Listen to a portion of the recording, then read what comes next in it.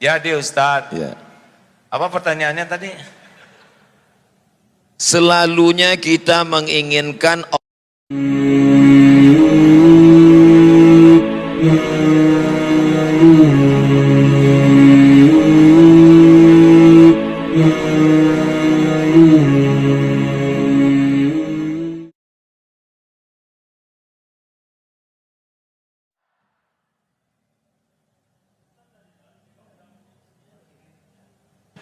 Silakan untuk Syekh. Ya. Bismillahirrahmanirrahim. Assalamualaikum warahmatullahi wabarakatuh.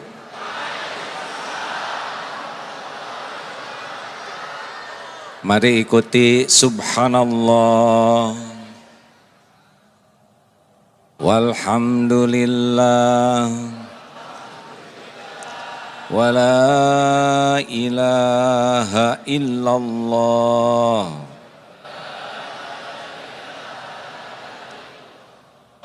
wallahu akbar la haula wala quwwata illa billah al-aliyyil azim. Allahumma salli wa sallim wa barik ala sayyidina Muhammadin wa ala alihi wa ashabihi ajma'in. Ya Allah, berkahi majlis ini ya Allah. Catatkan siapapun yang menyimak, yang hadir menjadi hamba yang Engkau ridhoi. Bukakan hati kami menerima kebenaran-Mu ya Allah. Tuntun kami agar dengan niat yang ikhlas, ilmu yang manfaat, amal yang Engkau terima. Taqabbal minna ya karim, innaka antas sami'ul alim. Amin ya rabbal alamin. Alhamdulillah hadirin sekalian, kajian ini yang biasa dilakukan bulanan tahun-tahun yang lalu, hari ini Allah datangkan saudara kita Ustadz Abdul Somad. Semoga Allah menyayangi dan melindungi beliau selamanya. Amin. Terima kasih atas kehadiran Bapak Ibu. Acara ini sebelumnya diadakan persiapan untuk pembukaan Masjid Darut Tauhid di Barerang. Alhamdulillah. Pak Sekda, Pak Majelis Ulama, Masya Allah juga dari DKM. Alhamdulillah, terima kasih sudah memfasilitasi semua ini. Juga kawan-kawan semua, Masya Allah. Adek, boleh berdiri asal yang belakang tidak ada yang terhalangi ya. Syarat berdiri yang utama adalah jangan pernah membuat orang lain terhalangi. Silakan berdiri, catatannya yang belakang tidak boleh terhalangi. Setuju? Terima kasih Ustadz. Kenapa seperti yang Ustadz Abdul Somad ini oleh Allah ditakdirkan usianya lebih muda dari A. Ngomong-ngomong berapa usia sekarang Ustadz? 24 rasanya.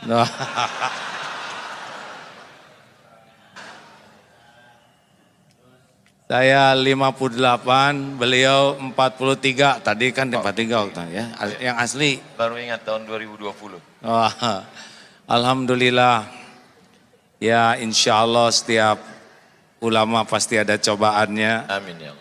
Dan cobaan itu pasti akan membuat semakin bisa dekat dengan Allah. Amin ya Allah. Ustadz, kalau naik pesawat, pesawatnya lancar, Ustadz lihat banyak yang zikir tidak di pesawat. Tidur semua. Tidur. Kalau pesawatnya digoncang, apa yang terjadi? Pada zikir tidak? Allah semuanya menyebut Masya Allah, Allahu Akbar, takbir semua. Gitu ya. Nah itulah pentingnya goncangan ya. Kalau tidak digoncang cenderung lupa ke Allah. Kalau di Allah Akbar, begitulah hadirin sekalian ya. Silakan Ustadz yang mendahului, saya bagian menyimak. Dalam programnya sebetulnya saya jadi pembawa acara malam ini. Oh iya? Iya. Kok sama dengan program saya juga pembawa acara. Jadi jamaah sekalian, malam ini kita bersyukur pada Allah kedatangan seorang ulama. Saya diberikan kesempatan untuk membuka acara ini. Mari kita buka dengan ucapan basmalah. Mari kita dengarkan baik-baik kajian tauhid yang disampaikan oleh Al-Mukarram Kiai Haji Abdullah Ibn Astiar. Kita gunakan telinga dengan baik, catat dengan baik. Mudah-mudahan ilmu yang kita peroleh malam ini dapat membekali kita menjalani hidup diridhoi Allah Subhanahu wa taala. Kebalik. Baiklah, karena saya dianggap lebih tua, awalnya begini ya.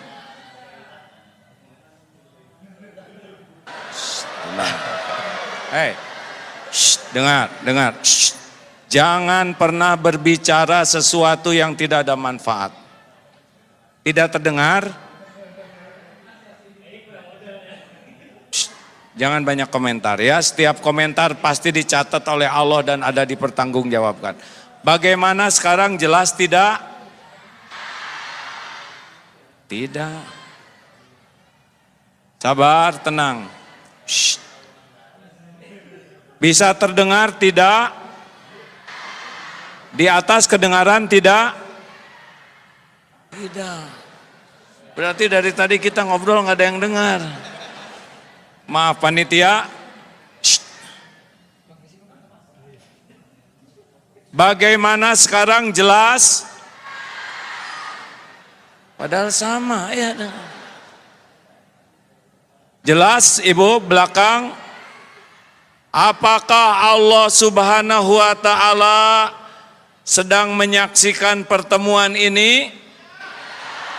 Yakin? Apakah Allah mendengar apapun yang terucap? Apakah Allah tahu apa yang ada dalam pikiran kita? Apakah Allah tahu isi hati kita? Apakah Allah Subhanahu wa taala tahu persoalan yang sedang kita hadapi? Yakin?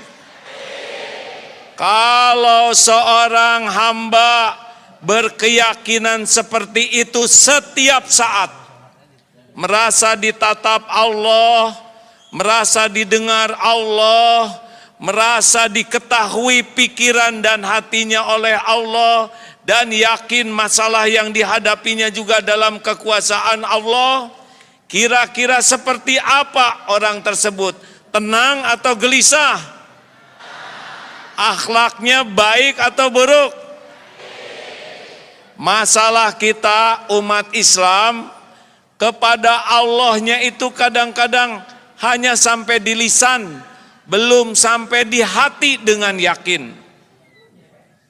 Sedikit Ustadz izinkan membuka acara ini ya, nanti Ustadz yang menyampaikan aslinya. Kedengaran ke atas? Alhamdulillah.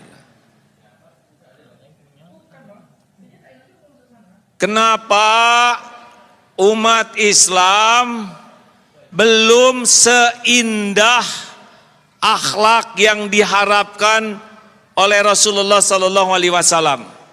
Satu, karena banyak di antara umat Islam belum belajar tentang indahnya Islam.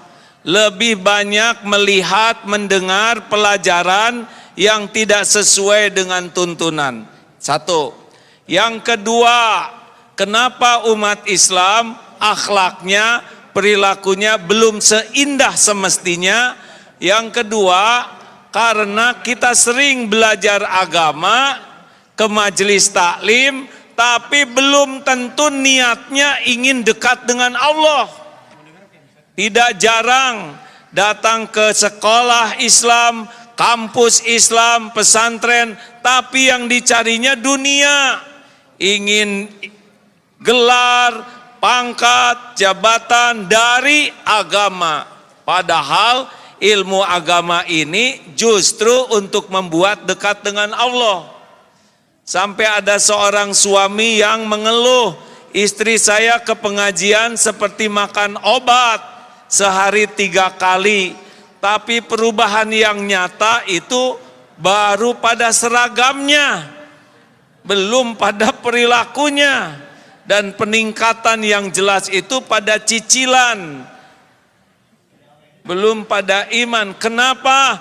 Sangat boleh jadi belajar agamanya belum dengan niat ingin bisa dekat dengan Allah. 3, kenapa kita semua belum seindah semestinya? Karena seringkali belajar agama kita amalkan, tapi amalnya baru sibuk amal lahiriah. Seperti sholat isya tadi, kita datang ke masjid, kita sholat, ruku, sujud, lahirnya kita taat, tapi hati belum tentu kita ingat ke Allah. Benar? Halo? Jadi kadang-kadang kita sibuk dengan amalan lahir, tapi lalai ke amalan hati. Bahkan tidak jarang ilmu dan amalan kita justru mengotori hati. Jadi ujub, jadi takabur, merasa paling benar, merasa paling soleh. Justru karena ilmu dan amal yang kita lakukan. Padahal Allah subhanahu wa ta'ala, innallaha la yanzuru ila suwarikum wa amwalikum walakin yanzuru ila qulubikum wa a'malikum. Allah, sesungguhnya Allah tidak melihat rupa dan hartamu, tapi Allah melihat hati dan amalmu. Seharusnya kita belajar agama dan mengamalkan agama itu membuat hati jadi makin bersih, amal makin melimpah. Demikianlah pendahuluan dari acara kajian malam ini. Penjelasan selanjutnya oleh Ustadz Abdul Somad. Baik, alhamdulillah kita baru saja mendengarkan sesuatu yang menyentuh hati. Sebentar. Masya Allah. Gimana perasaan jamaah malam ini bisa berkumpul dengan Kiai Haji Abdullah Hakim Nastiar? Senang apa lapang hatinya? Saya terus terang bisa satu majelis dengan beliau. Dulu saya nonton TV dari pagi sampai siang, sampai malam, sampai pagi lagi beliau terus. Tidak pernah terlintas di pikiran saya bisa satu majelis dengan beliau. Allahu Akbar. Ketika orang memuji A.A. Gim tampil di seluruh TV, bagaimana cara A.A. Gim bisa meluruskan niat dan membersihkan hati? Ini mah jadi bulak-balik begini hadirin. Dulu Ustadz, ya. Kita ngobrol aja lah ya. Baik. Dulu tidak pernah menyangka akan menjadi posisi seperti ini. Ya. Tetapi entah bagaimana takdirnya tiba-tiba menjadi dikenal sebagian orang. Allah. Padahal secara keilmuan belum siap dan ada lagi yang belum siap. Keimanan belum siap. Jadi ketika makin populer, makin di banyak tampil, ternyata saya kehilangan yang sangat besar, yaitu rasanya kehilangan kedekatan dengan Allah dibanding sebelum dikenal orang. Jadi ustadz populer malah jauh dari Allah. Iya, itu sampai tahun 2006. Insyaallah. Sebelum Allah memberikan karunia, ditegur, diingatkan, sehingga alhamdulillah mudah-mudahan sekarang sudah bisa lagi nginjak bumi. Kalau dulu jadi terbang kayak balon gas karena ketipu atau tidak siap dengan popularitas. Gitu Ustadz. Sekarang gimana Ustadz jadi orang populer, Han? Ini pas umur saya dulu Pak. Saya dulu mulai diuji popularitas umur 39, 38, 39 mulai di TV. Ustadz sekarang lagi populer-populernya nih. Tapi saya mulai diuji umur 45, Ustadz 43, 2 tahun duluan Ustadz.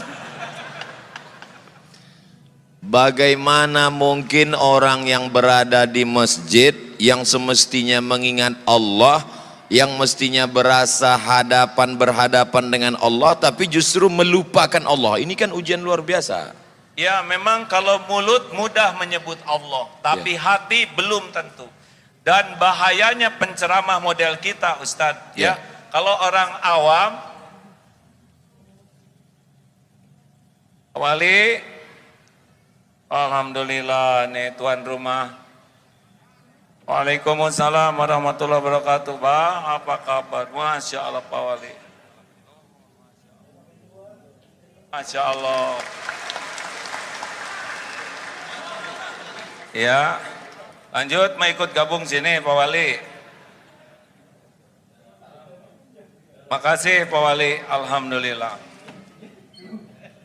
Beliau harus banyak didoakan karena jadi orang yang ditakdirkan diberi amanah berat di Batam ini, betul? Jadi kalau lihat pejabat tuh harus kasihan, ya. Jabatannya tidak lama di dunia, tapi hisabnya lama di akhirat. Makanya doakan, doa. Jangan hanya menuntut, yang penting mendoakan. Betul Pak Wali? Masya Allah. Ada sebagian orang ketika dia diuji dengan sakit, dia katakan saya sedang diuji. Diuji dia dengan kemiskinan, dia katakan saya sedang diuji. Tapi ketika dia punya popularitas, punya jabatan, dia menganggap ini nikmat. Logika berpikir seperti ini betul atau keliru? Salah. Kok jadi saya yang jawab terus? Jadi justru ujian yang ada puji, ada caci. Ya. Ujian yang terberat itu pujian. Kenapa berat? Karena pujian ini cocok dengan yang nafsu sukai. Oh. Jadi kalau nafsu suka, itu lebih berat. Ya. Tapi kalau nafsu tidak suka, itu cenderung yang lebih dekat yang Allah sukai. Seperti tidur. Tahajud atau tidur, pasti nafsu sukanya tahajud atau tidur? Tidur. Nah, makanya itu lebih berat. Ya. Jadi dipuji itu lebih berat daripada dicaci. Karena kalau dipuji kita sudah suka jadi merasa seperti apa yang dikatakan orang. Wah Ustadz Abdul Somad soleh, wah itu lebih bahaya daripada Ustadz perbaiki dong. Nah itu lebih bagus. Berarti kalau gitu kita lebih berusaha mencintai haters daripada lovers. Ya lover dicintai, haters juga dicintai. Masya Allah. Karena tidak rugi kita dikritik orang. Yang rugi itu sebetulnya kalau terpedaya oleh pujian orang. Sekarang bagaimana rasanya Ustaz jadi orang terkenal? Masya Allah, tabarakallah. Kita sedang disadarkan bahwa selama ini kita salah melihat hidup. Selama ini kita merasa kalau sedang sakit diuji Allah. Ketika kita sedang miskin diuji Allah. Ketika kita sedang dapat jabatan, alhamdulillah saya diberi. Padahal sebenarnya juga bagian dari Dan lebih berat ujiannya. ujian jabatan. Iya. Ujian popularitas. Lebih berat Pak. Kalau orang populer seperti Ustadz Abdul Somad ini ya. Ada contoh lain enggak? Udahlah giliran. Kalau orang tidak dikenal, bikin kesalahan bisa dia sendiri Pak. Ya. Tapi kalau model orang, hampir nyebut kita, model Ustadz yang terkenal ini, Ya. bikin satu aja kesalahan, Ya. ditiru orang banyak, udah nggak tahu gimana ngejar tobatnya itu. Dosa jariah. Iya, dan terus disampaikan, apalagi sekarang dengan seperti ini, lebih sensitif lagi. Insya Allah. Makanya siapapun, dan orang terkenal itu bukan karena maunya orang, karena maunya Allah. Ujian, tidak usah ingin terkenal, dan kalau nggak ada takdirnya nggak akan pernah terkenal. Tapi yang udah ditakdirkan terkenal, harus obat habis-habisan, supaya tidak terpedaya oleh keterkenalannya. Gitu. Bagaimana memanage hati kita supaya kita tidak terpedaya oleh setan yang luar biasa? Jadi terbalik, ini tidak sesuai rencana saya. Rencana saya mau dengerin Ustadz ceramah. Saya sedang belajar ilmu tauhid. Bagaimana mensucikan hati? Gimana jamaah? Gimana Membersihkan nih, hati. Tidak boleh mengadu ke jamaah. Oh gitu ya. Aneh pada saya tuan rumahnya. Begini Ustadz, kata guru saya, kalau kita sedang diuji dengan dihormati orang lain, Ya. pokoknya kalau orang menghormati kita pasti minimal dua hal. Satu, yang dipuji oleh orang itu pasti karunia Allah. Ya. Wah ini pintar, pasti karunia Allah. Ya. Wah ini hebat, pasti karunia Allah. Wah ini kaya, pasti karunia Allah. Pokoknya kalau orang muji kita, yang dipuji itu pasti pemberian Allah. Pemberian Itu Allah. yang pertama. Jadi kita harus tahu, oh Ini yang dipuji pemberian Allah. Yang kedua, kenapa kita dipuji orang? Karena Allah menutupi aib, dosa, kejelekan dan kekurangan kita. Nah, kata guru saya, kalau kita sedang dikagumi orang, dipuji orang, sibuk lihat apa yang Allah tutupi daripada sibuk menikmati pujian penghargaan orang. Masya Allah, tabarakallah. Jadi sebenarnya ketika kita sedang dimuliakan, diagungkan, dihormati, disanjung tinggi, sebetulnya bukan prestasi kita, tapi karena pemberian pinjaman Allah, dan Allah menutupi aib cacat kita. Benar, dan itu ujian lebih berat daripada nggak ada yang muji. Kenapa Allah tidak buka? Itu semua karena sayang Allah kepada kita. Sayang Allah, mungkin doa orang tua, mungkin kita pernah nolong seekor kucing, mungkin kita pernah ngasih minum burung, dan Allah suka dengan kebaikan kita, yang kita tidak merasa hebat dengan kebaikan itu, tapi Allah suka. Biasanya orang bicara tentang masalah dunia ini, dia melihat yang di luar, ekonomi, politik, sosial, budaya. Tapi lebih mengajak kita untuk melihat ke dalam. Sebenarnya masalahnya ada di dalam hati kita. Mengapa? Lah kan jelas sekali Ustaz. Innallaha la yanzuru ila suwarikum wa amwalikum walakin yanzuru ila qulubikum wa a'malikum. Allah tuh tidak lihat rupa dan harta, tapi Allah melihat hati dan amal. Ustaz maaf ya, mungkin Ustaz apa? Ustaz lebih hafal tentang dalil yang 3 dihisab pertama. Ya. Yang pertama mujahid. Ya. Yang merasa berjuang sampai terbunuh di medan perang. Ya. Dan ketika dihisab ditampakkan nikmat, dia mengakuinya. Apa yang kau lakukan? Ya Allah, saya sudah berjuang sampai saya mati di medan perang. Saya lakukan lillahi ta'ala. Apa Allah menjawabnya? Kadzabta, dusta kamu, bohong kamu. Ya. Kamu berjuang karena ingin dianggap pemberani, dan sudah engkau dapatkan pujian itu. Akhirnya dia diseret, tertelungkup, masuk ke dalam neraka. Bukan kurang perjuangannya, bukan kurang pengorbanannya, bukan kurang pengakuannya, yang kurang cuma satu.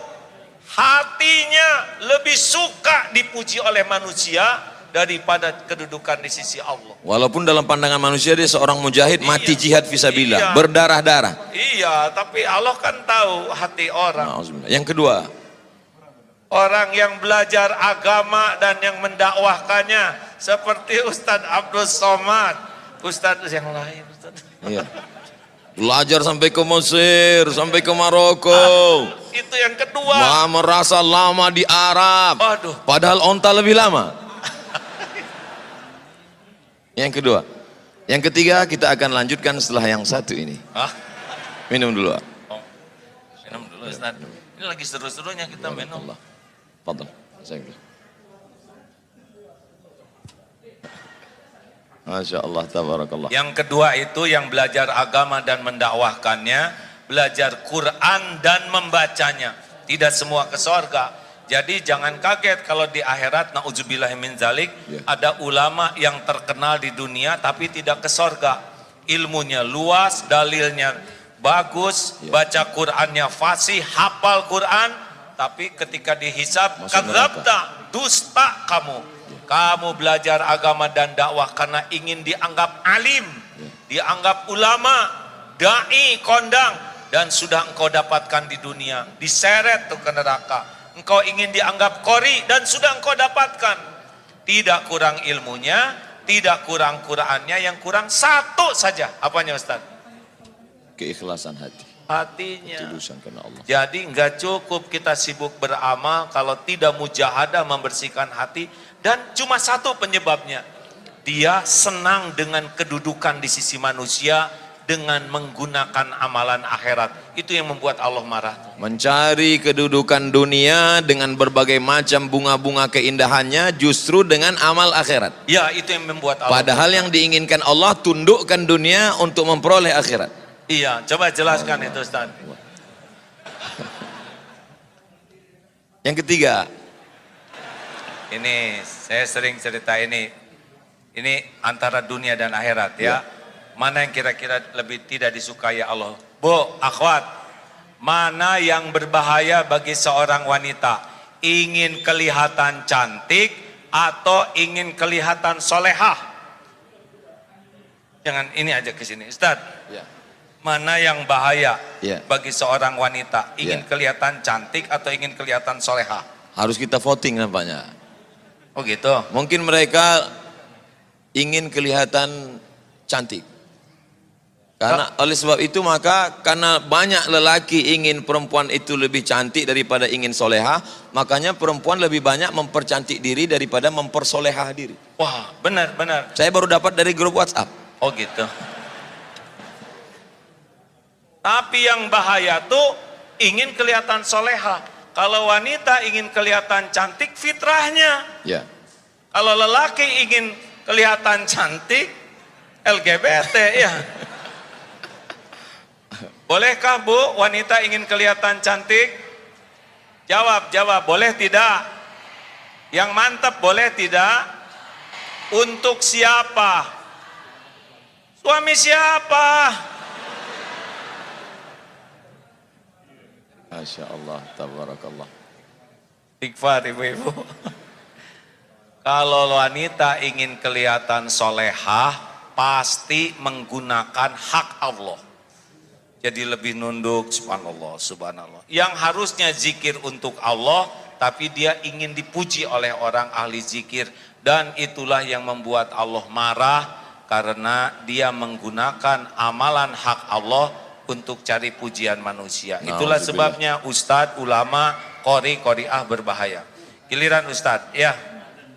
Jelaskan ustadz, jangan nanya terus.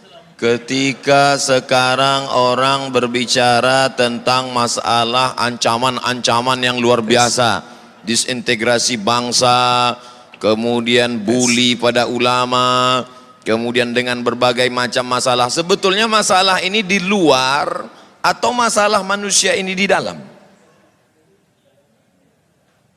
Gak ngerti Ustadz, kurang jelas pertanyaannya. Lebih bagus ini. Masalah manusia ini sebetulnya masalah ekstern di luar, masalah ekonomi, masalah sosial, masalah politik, atau dia sebetulnya punya masalah di dalam dengan hatinya kotor, dan bagaimana cara mensucikan tazkiyatun nafs, dan apa hubungannya dengan tauhid?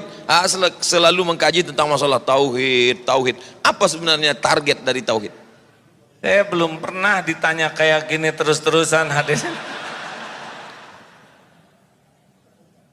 Duduk bersama seorang yang lebih faham tentang masalah kehidupan. Ada ilmu yang tersurat, ada yang tertulis, tapi ada yang tersirat.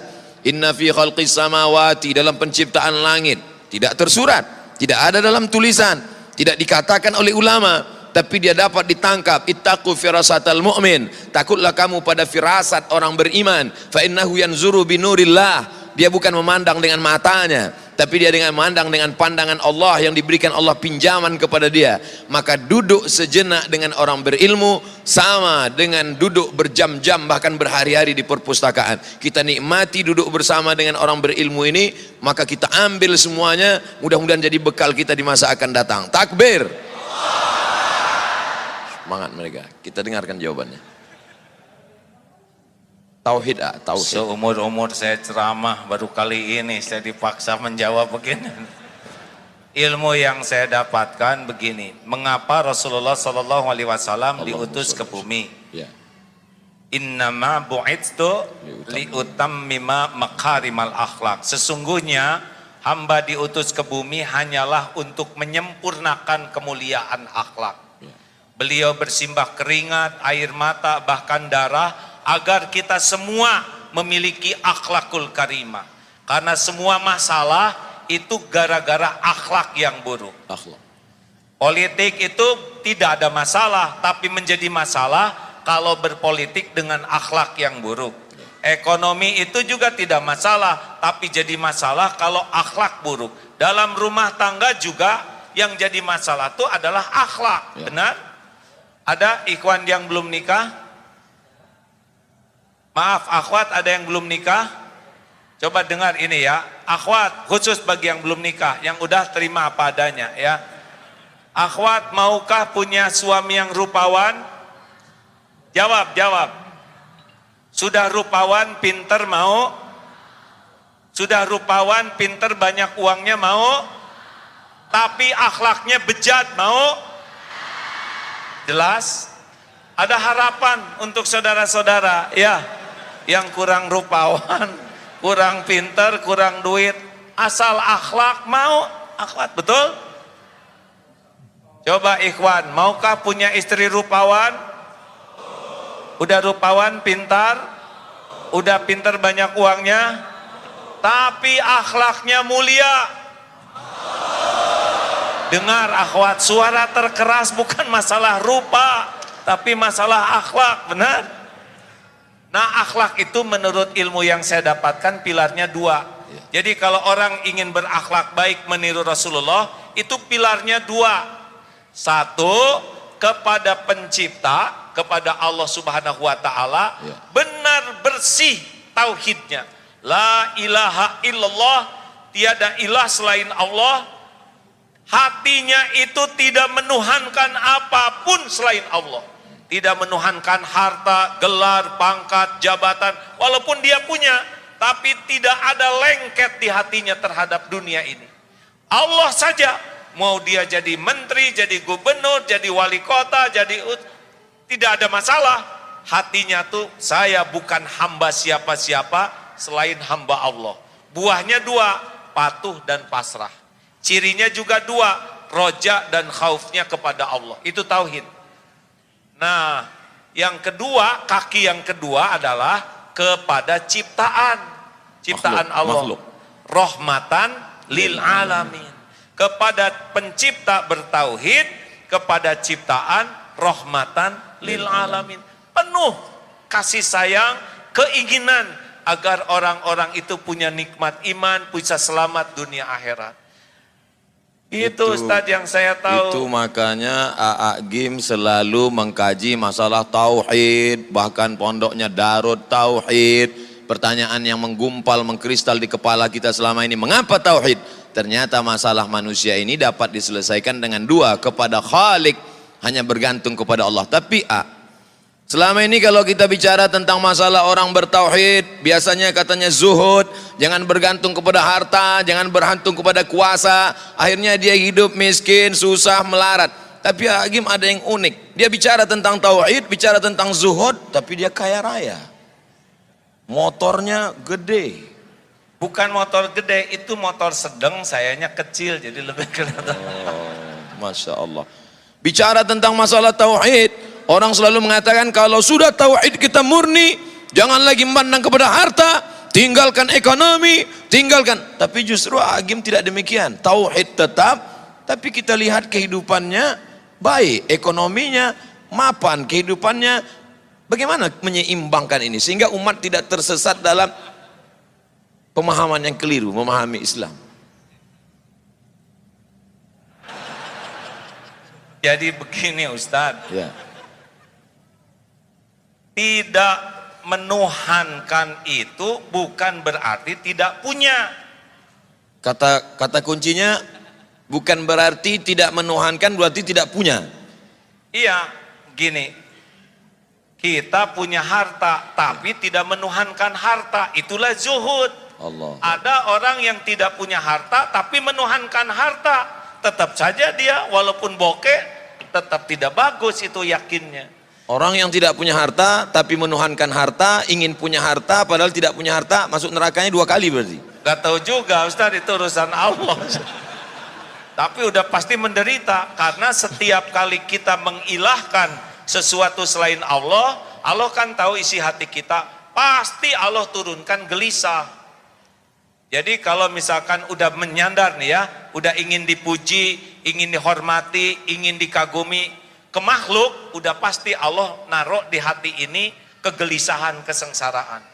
Makanya kalau punya dunia nggak ada masalah, tapi jangan sampai menganggap dunia inilah penjamin hidup kita. Zuhud itu kan bukan tidak punya uang Ustadz. Yeah. Orang yang zuhud itu mau punya 1000, sejuta, semiliar, sama. Karena dia lebih yakin dengan jaminan Allah daripada apa yang ada di tangannya. Itu zuhud. Bagaimana menguatkan keyakinan? Harus dilatih Ustadz. Cara melatihnya? Ya misalkan ini nanti ada sedekah ya. Jangan suka ragu-ragu, sedekah berapa? Gak usah dihitung-hitung. Ada sini, coba aja keluarin. Buka jam, keluarin. cincin keluarin, pasti nyesel. Kenapa tidak dari dulu saya jadi dermawan gitu nyeselnya. Oh, jadi ini akan ada ujian. Ada sesudah ini biasakan diuji ya. Masya Allah, mana kotaknya? Belum Ustaz, belum panas ini ya. Ya. Jadi seperti tukang parkir, banyak mobil, Ya. tidak sombong, ganti-ganti tidak takabur, Ya. diambil sampai habis tidak sakit hati. Ya, tidak ada rasa memiliki. Enggak ada. Bagaimana melepas rasa kepemilikan, rasa ketergantungan, rasa keterikatan dari dalam hati ya? Jadi saya gini yang ketempuhan ini hadirin. Jadi harus dengan riadah Ustaz. Ya.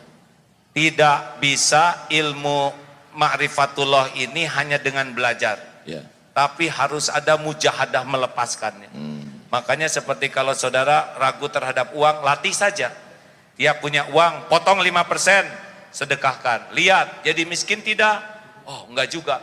Potong 10%, jadi miskin tidak? Oh enggak. Potong 20%. Tuh lihat, Ustaz, udah lihat kan? Ya. Semuanya tegang, padahal baru rencana. Ya. Tadi 5% mereka masih senyum. 10%, 10%, 20%. Baru rencana pelit. Saya nih Ustaz ya, maaf ya. Kalau saat ini nih, tiba-tiba ada tamu. Saya mau ngasih uang ke AA ya, boleh AA?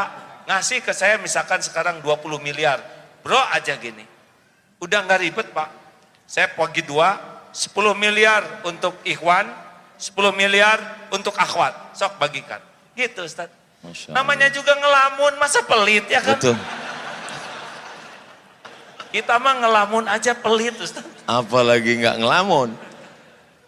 Suatu ketika saya sedang pergi umroh, lalu kemudian saya melihat ada cincin yang sangat cantik. Saya sangat suka. Lalu saya beli, lalu saya pakai, lalu saya menikmati. Hati saya mulai tergantung. Karena kalau dia pergi, pasti saya akan kehilangan.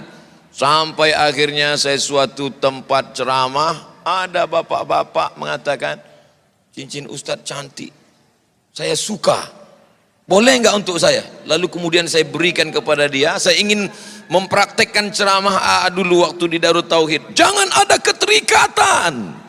Saya ingin lepaskan itu, cincin ini saya lepaskan. Saya amalkan ceramah saya tidak ada keterikatan dengan cincin ini.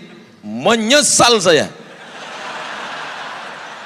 Ini ada cincin yang lebih bagus ya nggak? Ceritanya belum selesai. Oh iya, iya.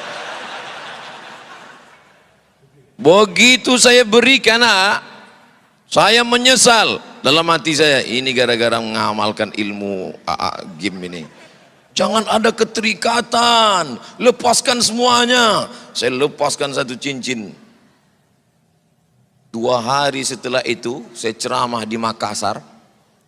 Datang bupati, tidak boleh sebut nama, menjaga kode etik jurnalistik. Dia lepaskan cincin yang dia sayangi, yang lebih mahal yang dari saya punya. Inilah dia sekarang. Masya Allah, Alhamdulillah, Allahu Akbar. Yakin kan? Memang ajaran ini luar biasa. Saya Masya dulu Allah, dilatih guru saya begitu Pak. Pokoknya berikan, sekarang udah nggak riadoh lagi ya, saudara jangan ngarap-ngarap apa-apa ya. Ya. Makanya saya nggak begitu bawa apa-apa, takut diminta. Dulu sama Ustadz, Ya. punya cincin ada lafaz Allah, bagus kata guru, kasihkan. Sampai dulu sekali, baju itu sampai tinggal 1 Ustadz, baju untuk ceramah. Ya. Nah malam minggu itu saya ingat ceramah di Jatinangor. Ya. Jatuh karena ceramahnya di kampung. Tes, kedengaran Bu? Jelas?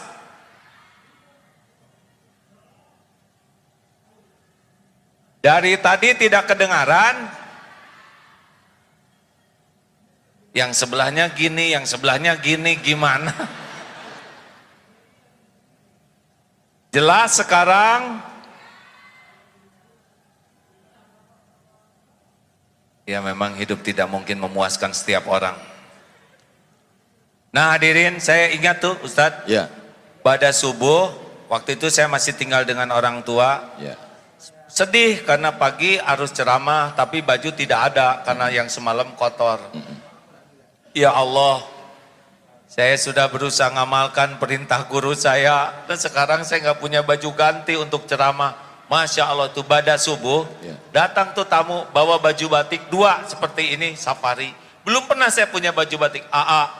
Tolong pakai ini. Saya beli tapi kekecilan, mungkin dia cocok 2 sekaligus tuh. Alhamdulillah, Allah ilhamkan beli tapi dibikin kekecilan sehingga ngepasnya buat saya.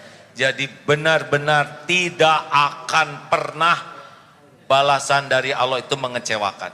Gimana kalau ketika memberi itu ada harapan dalam hati, mudah-mudahan Allah balas, Allah ganti, boleh nggak? Boleh, karena ngarap-ngarapnya dari Allah.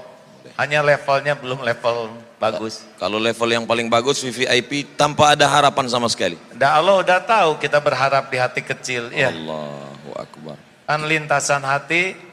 Wa huwa alimum bidatis sudur wa asiru qaulakum awijharu bih innahu alimum bidatis sudur.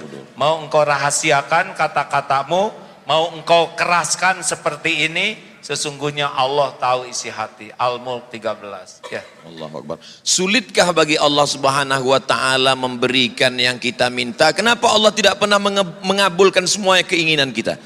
Apa rahasia di balik itu? Karena belum tentu baik yang kita inginkan.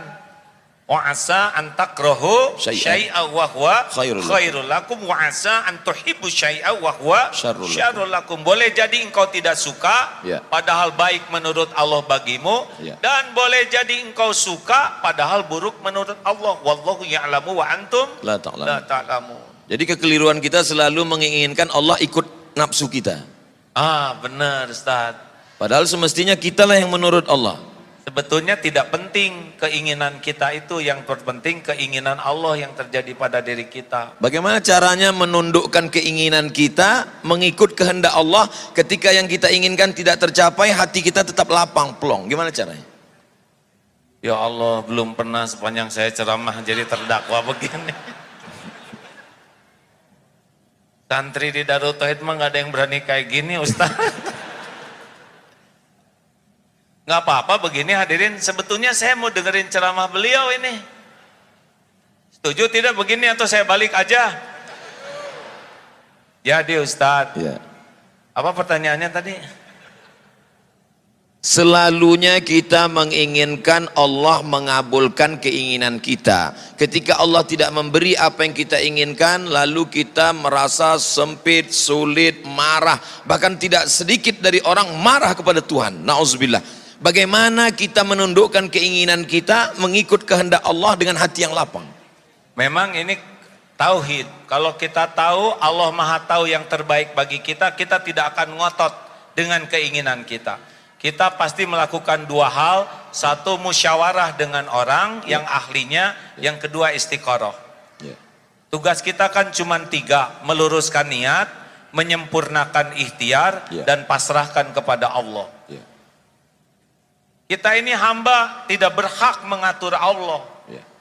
Kita ini hanya melurus, tugas kita kan bukan menentukan sesuatu. Tugas kita tuh niatnya lurus, lillahi ta'ala, ikhtiarnya maksimal di jalan Allah. Dan yang ketiga, kalau baik silahkan, kalau tidak baik jangan. Mungkin praknya ini yang penting tuh Ustaz. Kalau orang tidak pakai prolog niat cara yang benar dan tawakal, pasti luka. Ini kan prinsip luka di hati itu kan karena melekat. Seperti perangko melekat di amplop, ketika dicopot robek dia. Nah, kemelekatan hati kita, lengketnya hati dengan sesuatu, itulah yang bikin kita banyak sakit hati. Karena melekat. Melekat, kayak pengen dipuji, orang tidak muji, sakit hati. Pengen dihormati, orang tidak menghormati, sakit hati. Gitu. Keinginan sumber penderitaan. Oh ya? Iya benar juga. Ada lagunya itu, Pak. Coba Ustadz jelaskan lagu keinginan sumber penderitaan. Semakin besar keinginan, semakin besar hawa nafsu, semakin besar kekesalan dan penderitaan ketika tidak terkabul. Karena kita sudah membuat suatu obsesi besar. Tapi kalau kita lihat hadis Nabi SAW, Nabi berkata, saat aku lihat percikan batu pertama, kamu akan membebaskan Rom. Saat aku lihat percikan batu pertama ketika menggali khandak parit, ketika berbenturan pacul besi itu dengan batu, aku melihat cahaya. Kamu akan membebaskan Yaman, kamu akan membebaskan Syam, kamu akan membebaskan Rom. Apa beda obsesi keinginan dengan cita-cita? Karena Nabi mengajarkan kita punya cita-cita tinggi. Ada dalilnya, ihris ala ma yanfa'uk wasta'in billah wala ta'zaz. Yang lanjutan dari al-mu'minul qawi. Ya, ahabbu ilallah minal mu'min. Ya, al-mu'minul qawi khairun wa ahabbu ilallah minal mu'mini dhaif wa fi kullin khairun. Mukmin yang kuat lebih baik dan lebih dicintai Allah daripada mukmin yang lemah, walau pada keduanya ada kebaikan. Ihris ala ma yanfa'uk. Bersungguh-sungguhlah, antusiaslah, semangatlah dengan apa yang bermanfaat bagimu. Ada lanjutannya, wasta'in billah. Minta tolong ke Allah, wala ta'jaz, dan janganlah kamu bersikap lemah. Jadi kata kuncinya adalah bermanfaat atau tidak bermanfaat, dan minta tolongnya kepada Allah. Silakan punya cita-citi setinggi bintang di langit, tapi jangan pernah lepas dua, bermanfaat atau tidak bermanfaat. Cita-cita ingin jadi gubernur boleh apa enggak? Oleh. Bukan obsesi, bukan menurut hawa nafsu. Tergantung dalam bayangannya gubernur itu apa. Bahkan cita-cita jadi ulama juga harus dipertanyakan. Ya. Kamu ingin jadi apa? Saya pengen jadi ulama. Kenapa? Karena ulama itu keren, dihormati orang, pulangnya dapat amplop. Dunia itu bukan pengen akhirat. Nah kalau gitu ulamanya tuh dunia, itu nggak boleh. Dia pengen jadi ulama versi itu. Kalau saya ingin jadi ulama, kenapa? Karena saya ingin punya hati yang takut ke Allah. Bagus. Pengen jadi gubernur, boleh. Terserah mau jadi apa. Dengan jadi gubernur, mudah-mudahan saya bisa mengambil keputusan yang paling adil. Karena Indonesia ini dibangun dengan negara kesepakatan. Tolong ini teman-teman disimak ya. Indonesia ini dulu awalnya dibangun oleh kesepakatan para tokoh-tokoh kita. Tidak hanya umat Islam, tapi ada juga tokoh-tokoh yang selain agama Islam sepakat membangun negeri ini dengan berdasarkan Pancasila. Itu kesepakatannya. Nah kita misalkan sekarang sudah ada, kita harus menyadari bahwa memang cikal bakalnya ini adalah kesepakatan, bukan hanya milik umat Islam. Jadi kita harus mengerti dan menghargai hak-hak orang lain juga, karena memang kesepakatannya begitu. Jadi kalau saudara ada di Australia, ya memang begitu kesepakatan awalnya. Nah kita kalau saudara pengen jadi gubernur, dengan begini saya mudah-mudahan bisa bersikap adil kepada umat Islam, mudah-mudahan bisa menjadi tauladan, mengajak ibadah dengan benar, berakhlak dengan baik. Kalau niatnya jadi pejabat untuk keadilan, untuk kemaslahatan, jadi tidak jadi udah dapat pahalanya. Manfaatnya paling tidak Kiai Haji Abdullah Gimnastiar bisa memuluskan, merubah Bank Riau Kepri menjadi Bank Riau Kepri Syariah. Baik apa tidak baik itu? Ulangi. Bank Riau Kepri konvensional. Kalau ada orang yang suka ngaji, punya kekuasaan, bisa berubah menjadi Bank Riau Kepri Syariah. Itu ada manfaat atau tidak ada manfaat di dalamnya? Saya kira setiap transaksi kebagian pahalanya itu. Setiap transaksi? Ya, kepala daerah yang memberikan keputusan seperti itu dapat pahala. Karena untungnya jadi kepala daerah, jadi pemimpin tuh, kalau menentukan kebaikan beliau dapat pahala mengalir. Bonus. Tuh Pak Wali Kota